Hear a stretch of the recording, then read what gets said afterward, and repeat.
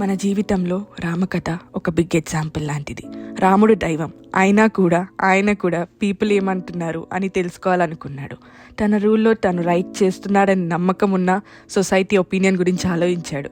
ఒక మనిషి సీత గురించి తప్పు మాట చెప్పాడు. ఆ ఒక్క మాట వల్ల రాముడు ఆమెకి అగ్ని పరీక్ష చేయించాడు. తర్వాత కూడా సొసైటీ మాట ఆగలేదు. చివరికి సీత అరణ్యానికి వెళ్ళాల్సి వచ్చింది.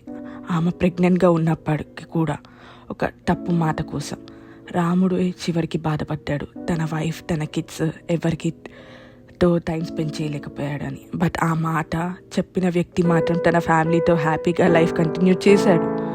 ఇది మనకు చెప్పే biggest lesson. Don't live your life based on what others think.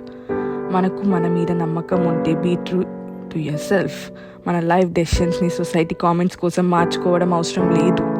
రామకథ మనకి చెప్పేది ఇది. Self truth is greater than public approval.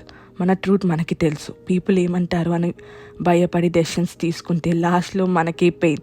So జీవితం ఒక్కటే. Live real, live true, live for your self.